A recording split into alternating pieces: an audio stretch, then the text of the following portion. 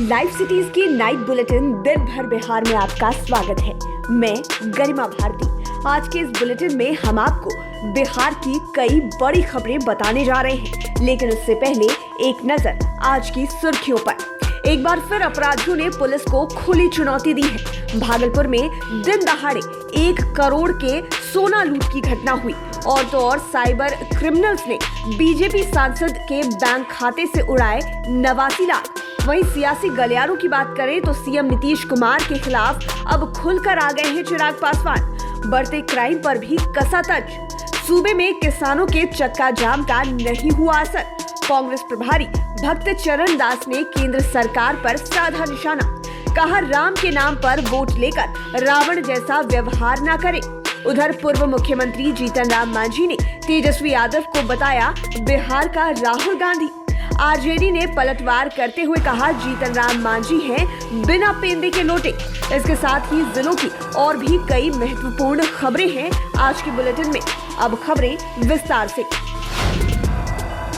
बिहार में एक बार फिर सोना लूट की बड़ी वारदात हो गई। अपराधियों ने भागलपुर में स्वर्णिका ज्वेलर्स के स्टाफ अभिषेक से 1 किलो 850 ग्राम सोना लूट लिया। स्टाफ कोलकाता से सोना लेकर आया था और दुकान जा रहा था। तभी सूजागंज के निकट खलीफाबाद चौक के पास अपराधियों ने घटना को अंजाम दिया। दुकान के मालिक विशाल आनंद ने बताया कि बाइक सवार अपराधियों ने स्टाफ की आंखों में मिर्च पाउडर फेंककर घटना को अंजाम दिया। पुलिस मामले की छानबीन कर रही है। साइबर क्रिमिनल्स भी इन दिनों एक्टिव हो गए हैं। आम आदमी ही नहीं, खास के बैंक खाते पर भी हाथ साफ कर रहे हैं। ताजा मामला बीजेपी सांसद जनार्दन सिंह सिग्रीवाल का है। शातिरों ने सिग्रीवाल की सांसद निधि से 89 लाख रुपए उड़ा लिए हैं। राशि महाराष्ट्र के अहमदनगर के किसी बैंक में भेजी गई है। केंद्रीय गृह सचिव ने बिहार के मुख्य सचिव से 3 दिनों के अंदर रिपोर्ट मांगी है। सांसद के खाते से पहली बार 42 लाख और दूसरी बार 47 लाख रुपए का फर्जीवाड़ा किया गया है। लोजपा के राष्ट्रीय अध्यक्ष चिराग पासवान ने मुख्यमंत्री नीतीश कुमार पर गंभीर आरोप लगाए हैं। उन्होंने पत्र भी लिखा है। कहा, मुख्यमंत्री नीतीश कुमार ने राजनीतिक द्वेष व भ्रष्टाचार की वजह से जमुई मेडिकल कॉलेज और हॉस्पिटल की टेंडर प्रक्रिया को 2 बार कैंसिल किया है। जमुई जिला अंतर्गत खैरा प्रखंड में अथक प्रयास के बाद केंद्र सरकार से मेडिकल कॉलेज व हॉस्पिटल को पास कराया गया था। मेडिकल कॉलेज का निर्माण करने वाली agency Bihar medical services and infrastructure corporation limited की ओर से 2 बार टेंडर निकाला गया, लेकिन दोनों बार उस टेंडर को रद्द कर दिया गया। उन्होंने यह भी कहा कि जमुई के साथ अन्य जिलों में पास होने वाले मेडिकल कॉलेजों का निर्माण कराया जा रहा है। नीतीश कुमार जमुई के साथ ऐसा क्यों कर रहे हैं, यह समझ से परे है। आपको बता दें कि जमुई चिराग पासवान का संसदीय क्षेत्र है।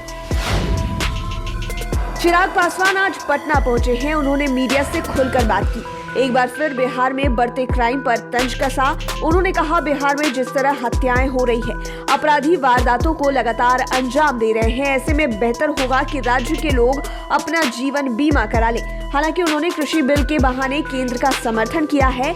कहा, लोकतंत्र में सभी को अपनी मांगे रखने का अधिकार है, लेकिन जो यह बयान आ रहा है कि सरकार उनकी बातों को नहीं सुन रही है, तो ऐसी बात नहीं है। सरकार अगर बात नहीं सुनती तो इतनी देर से बातें नहीं होती। लोजपा के पत्र का जेडीयू के राष्ट्रीय महासचिव केसी त्यागी ने करारा जवाब दिया है। उन्होंने साफ कहा, चिराग पासवान ने पत्र में जो बात कही वह वास्तविकता से दूर एवं भ्रामक है। स्वर्गीय रामविलास पासवान जी जैसे साथी के निरादर करने का सवाल ही पैदा नहीं होता। उन्होंने कहा, 2005 से लेकर 2015 तक किसी भी चुनाव में जेडीयू और लोजपा का गठबंधन नहीं रहा। लोजपा ने 2015 और 2019 में एनडीए में बीजेपी से गठबंधन करके चुनाव लड़ा। यद्यपि 2015 में 40 सीट लड़कर लोजपा 2 सीटें ही प्राप्त कर सकी। इस बार के विधानसभा चुनाव को लेकर बीजेपी के वरीय नेता अमित शाह ने स्वीकार किया है कि लोजपा से सीटों को लेकर समझौता नहीं हो सका। ऐसे में चिराग पासवान सीटों को लेकर बीजेपी को दोष देते तो बेहतर होता। नए कृषि बिलों के खिलाफ आज अखिल भारतीय किसान संगठन की ओर से देश भर में 3 घंटे का चक्का जाम बुलाया गया था। लेकिन बिहार में इसका कोई असर नहीं हुआ। दरअसल महागठबंधन व जाप नेता ने दोपहर 2 से 3 बजे के बीच केवल सांकेतिक प्रदर्शन किया। इससे वाहनों का परिचालन कहीं भी बाधित नहीं हुआ। कुछ जिलों में सांकेतिक प्रदर्शन के दौरान नेशनल व स्टेट हाईवे पर थोड़ी देर के लिए जाम लगा, लेकिन खुद समाप्त भी हो गया। महागठबंधन नेताओं के अनुसार इंटरमीडिएट परीक्षा को देखते हुए चक्का जाम में केवल नैतिक समर्थन का निर्णय लिया गया था। प्रसिद्ध अर्थशास्त्री व आद्री के संस्थापक रहे शैवाल गुप्ता की श्रद्धांजलि सभा में मुख्यमंत्री नीतीश कुमार शामिल हुए। मौके पर दिवंगत शैवाल गुप्ता की पत्नी उषासी गुप्ता, उनकी बेटी स्मिता गुप्ता एवं दामाद सौरभ चक्रवर्ती भी मौजूद थे। मुख्यमंत्री नीतीश कुमार ने कहा कि शैवाल जी वैचारिक रूप से कम्युनिस्ट थे, लेकिन सभी पार्टी के नेताओं के साथ उनका मधुर संबंध था। वे बिहार के विकास के लिए हमेशा लगे रहते थे। हम लोग उनकी राय लेते रहते थे। उन्होंने कहा, आद्री में काफी क्षमता है। मेरा आग्रह है कि शैवाल गुप्ता के बाद भी आप लोग आद्री को अच्छे ढंग से चलाइए, लोगों से संपर्क रखिए, जनहित के लिए परामर्श देते रहिए। युवा शैवाल गुप्ता के कार्यों से सीख लें। बिहार कांग्रेस के प्रभारी भक्त चरण दास ने किसानों के मुद्दे पर केंद्र सरकार पर जोरदार हमला बोला है। पटना में मीडिया से बात करते हुए उन्होंने कहा कि केंद्र सरकार राम के नाम पर वोट लेकर रावण जैसा व्यवहार ना करे। उन्होंने कहा कि बिहार किसानों की लड़ाई का केंद्र बिंदु बनेगा। कांग्रेस किसानों के बीच से नेता निकालेगी। किसानों के मसले पर हम बिहार बंद करेंगे और पंचायत स्तर तक कार्यक्रम किए जाएंगे। उन्होंने कहा, तीनों कृषि कानून गलत हैं और इसे केंद्र सरकार वापस ले। हम पार्टी के मुखिया व पूर्व मुख्यमंत्री जीतन राम मांझी ने बिना नाम लिए नेता प्रतिपक्ष तेजस्वी यादव पर सीधा हमला किया है। उन्होंने ट्वीट कर तेजस्वी यादव को बिहार का राहुल गांधी बताया। कहा, जिस तरह प्रधानमंत्री जी का विरोध करते करते विपक्षी पार्टियां देश का विरोध करने लगी है, ठीक उसी तरह बिहार में विपक्षी दल सीएम नीतीश कुमार का विरोध करते करते बिहार और बिहारियों के विरोध पर उतारू हो गई है। इसके बाद अगली पंक्ति में उन्होंने लिखा कि शर्मनाक बिहार के राहुल गांधी।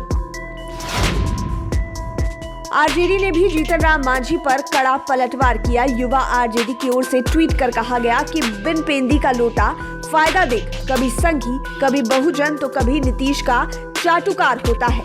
युवा आरजेडी की ओर से किए गए ट्वीट में मांझी के ट्वीट को टैग किया गया है। अब जिलों की खबरें।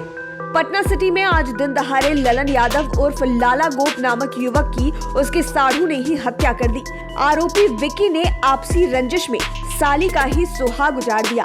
ललन यादव भी आपराधिक चरित्र का था। वारदात पटना सिटी के आलमगंज इलाके में हुई है। विक्की भी प्रोफेशनल अपराधी है और हाल ही में जेल से छूट कर आया था। पटना में बोरिंग रोड चौराहे पर बाइक सवार 2 बदमाशों ने पैदल जा रहे जिम संचालक अजय कुमार के गले से दिन दहाड़े सोने की चेन उतार दी। वारदात के समय अजय ने गले में 2 चेन पहनी थी, मगर अपराधी 1 चेन ले जाने में कामयाब हुआ। अपराधियों की गिरफ्तारी के लिए पुलिस आसपास लगे सीसीटीवी कैमरे की फुटेज खंगाल रही है। चेन की कीमत 8 लाख रुपए बताई गई है। रिश्ते को शर्मसार करने वाली घटना भोजपुर जिले के बहिया थाना क्षेत्र में हुई। मौसेरे भाई ने 8 साल की मासूम बहन के साथ पहले दुष्कर्म किया और फिर हत्या कर दी। गला रेत कर घटना को अंजाम दिया गया। आरोपित इरशाद खान को लोगों ने पकड़कर पुलिस के हवाले किया। इसके पहले लोगों ने इसे मन भर भी पीटा। कोविड-19 से बचाव व सुरक्षा को लेकर कोरोना वैक्सीन का आज दूसरा फेज शुरू हुआ। इसमें पटना में डॉक्टर सीपी ठाकुर तो मुजफ्फरपुर में डीएम प्रणव कुमार, एसडीओ पूर्वी कुंदन कुमार, एसडीओ पश्चिम सहित अन्य अधिकारियों ने टीका लगवाया। अंत में शिक्षा विभाग की जरूरी खबर। मैट्रिक 2022 में शामिल होने वाले स्टूडेंट्स व उनके अभिभावकों के लिए गुड न्यूज। बिहार बोर्ड ने 9वीं क्लास के बच्चों के लिए एक बड़ा मौका दिया है। यदि आप अब तक मैट्रिक 2022 के लिए रजिस्ट्रेशन नहीं करवा पाए हैं तो टेंशन मत लें। बिहार बोर्ड ने इसके लिए नई तारीख जारी कर दी है। रजिस्ट्रेशन से छूटे स्टूडेंट्स अब 12 फरवरी तक अपना रजिस्ट्रेशन करा सकते हैं। शुल्क ऑनलाइन जमा होगा। इसके लिए रेगुलर स्टूडेंट्स को 220 तो स्वतंत्र स्टूडेंट्स को 320 रुपए लगेंगे। पूरी जानकारी बिहार बोर्ड की आधिकारिक वेबसाइट पर मौजूद है। लाइव सिटीज की नाइट बुलेटिन में फिलहाल इतना ही। खबरों की दुनिया में अपडेटेड रहने के लिए हमारे चैनल को सब्सक्राइब करें और लेटेस्ट अपडेट्स के लिए फेसबुक पेज को जरूर लाइक करें। धन्यवाद।